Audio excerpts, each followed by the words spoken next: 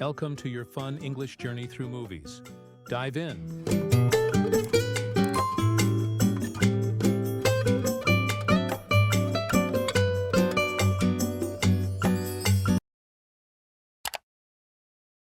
We a match? It's true love, which is more than I ever smelled on this one. Oh, goody, this old chestnut. Yep, nothing. Just a loveless, sad future of sadness. Smelled on this one. Oh, goody, this old chestnut. This old chestnut. This is a fantastic, sophisticated idiom. An old chestnut refers to a story, joke, or cliche that has been repeated so many times it has become boring and unoriginal.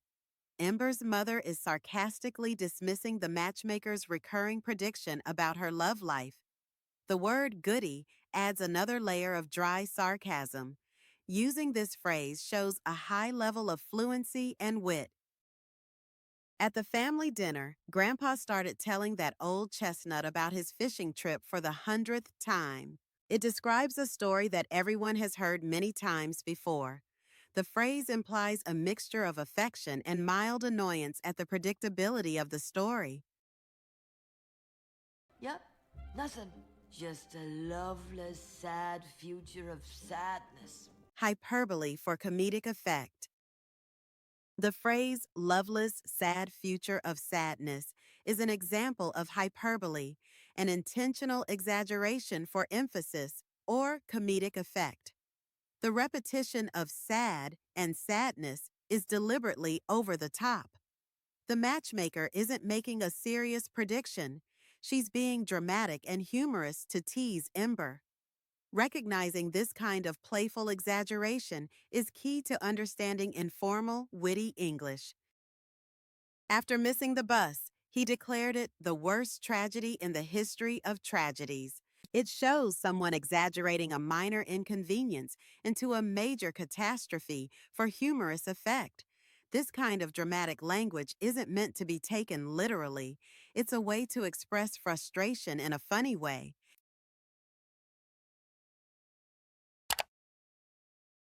No, I didn't mean it like that. Are you done yet? Yes, please. I'm waiting to talk to your boss. So make like a stream and flow somewhere else. Actually, Gail won't be in today. She's a huge air. Talk to your boss. So make like a stream and flow somewhere else. Actually, Make like, and this is a creative and playful way to tell someone to leave. It's a spin on the classic American idiom, make like a tree and leave, where leave is a pun on leaves. Here, the character adapts the formula to the water element context, stream, and flow. It demonstrates how native speakers play with established idioms to create fresh, contextual humor. Understanding the base idiom is key to appreciating the joke. My friend told the annoying guy at the party to make like a shepherd and get the flock out of here. It showcases a creative and humorous twist on the make like a formula. The humor comes from adapting the idiom to the situation in a clever and slightly insulting way. And flow somewhere else. actually, Gail won't be in today. She's a Playoffs. The playoffs are a series of games played after the regular season to determine the champion of a sports league. It's a huge cultural event in the U.S. Mentioning that Gail's team, the Windbreakers, are in the playoffs immediately tells the audience that this is a very important, high-stakes game. It explains why she's not at work and is completely focused, setting the scene for Ember's difficult negotiation. Don't even try to call him on Sunday. His team is in the playoffs and nothing else matters to him right now. It explains that the playoffs are a time of intense focus and excitement for sports fans. For many, it's a serious commitment that takes priority over other activities.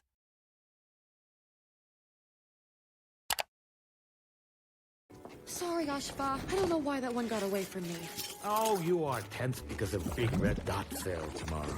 It has us all in a broil. I guess. It's just some of these customers, they get me up.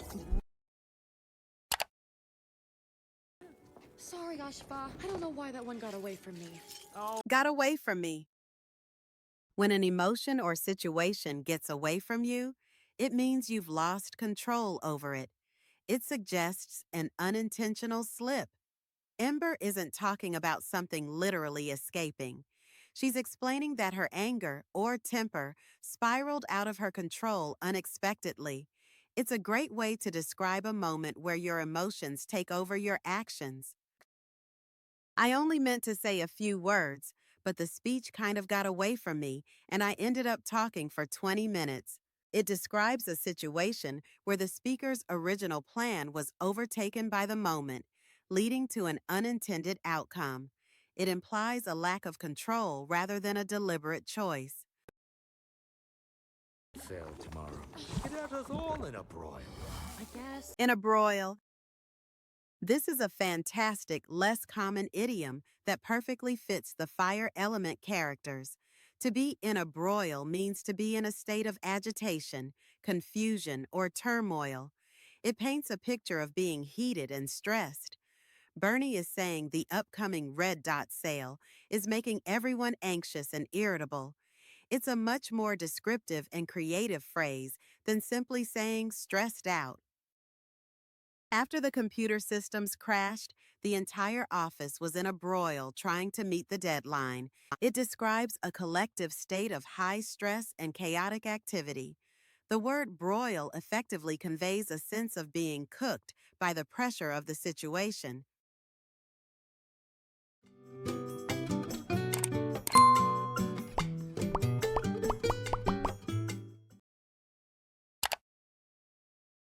Jimmy, what's up? Wendy! Vernon! Oh, sorry. Fire girl coming through. Break some wind! Hi, Gail. How you doing? Look at the score. What do you think? Fire girl coming through. Break some wind! Break wind, double entendre. This line is a brilliant pun or double entendre. In the world of air elements, breaking wind is a literal cheer of encouragement like "Go team." However, in standard English, to break wind is a common and slightly childish euphemism for flatulence. The joke works because it plays on both meanings, creating a moment of humor for the audience who understands the common meaning. The dad in the movie made a pull my finger joke, which is a classic setup for a break wind punchline. It highlights the common, humorous meaning of the phrase in English. Understanding this double meaning is crucial to getting the joke in the film. Hey, Gail. How you doing? Look at the score. What do you think? Blow the Rhetorical questions in conversation. Gail's response, "What do you think?" is a rhetorical question. She's not actually asking for Wade's opinion on how she feels.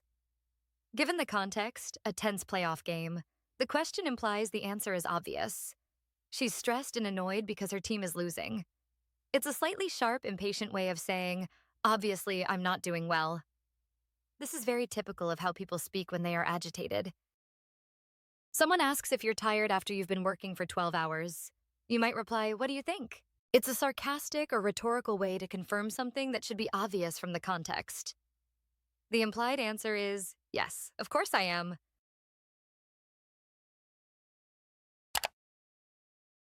Only. Ah, okay. I understand.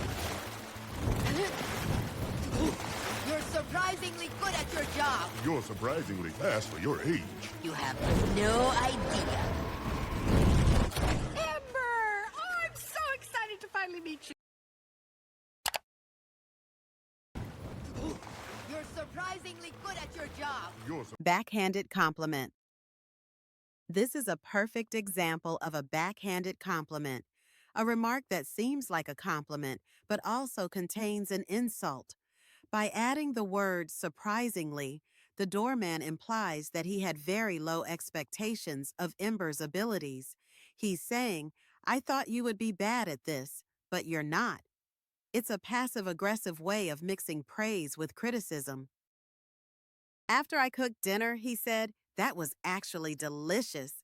The word actually made it a backhanded compliment. It shows how a single word can change a compliment into a subtle insult. It implies that the positive result was unexpected, which can be offensive. surprisingly fast for your age. You have no idea. You have no idea? This is a common, emphatic phrase used to mean you don't understand the full extent of this situation. It implies there is much more to the story. When the doorman says Ember is surprisingly fast for your age, she replies, "You have no idea." She's hinting that her speed and capabilities are far greater than he can even imagine. It adds an air of mystery and confidence. Friend 1, that exam looks tough. Friend 2, you have no idea. I've been studying for weeks and I still feel unprepared. It's used to emphasize that a situation is much more intense, difficult, or extreme than it appears on the surface. It's a way of saying it's worse, better, crazier than you think. That was new. My bad. I'm all whirlpools tonight. My bad. My bad is a very common and informal slang term used to admit fault or apologize for a small mistake. It's a casual way of saying, my mistake, or I'm sorry.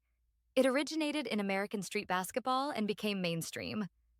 Alan uses it here to quickly take responsibility for spilling the water. It's important to note this is strictly for informal situations with friends. Oops, I sent the email to the wrong person. My bad. It's a quick and casual admission of a minor error. You wouldn't use my bad in a formal apology to your boss, but it's perfect for everyday mistakes among peers. I'm all whirlpools tonight. This is another creative, in-world slang phrase. To be all whirlpools is a metaphor for being clumsy, chaotic, and disorganized, much like a swirling vortex of water. Alan is inventing a term that fits his elemental nature to apologize for his clumsiness. This is a high-level example of how language evolves and how people create metaphors from their own experience. It's imaginative and fun, and sorry for dropping everything. I'm all thumbs today. This shows a more common, real-world equivalent. To be all thumbs is an idiom for being physically clumsy and awkward.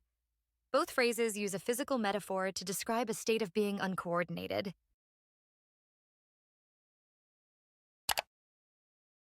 Pray to the blue flame to be good enough to fill my father's shoes someday. Because this place is his dream. But I never once asked what I wanted to do. I think that's because deep down, I knew it didn't matter. I would pray to the blue flame to be good enough to fill my father's shoes someday. Because To fill someone's shoes?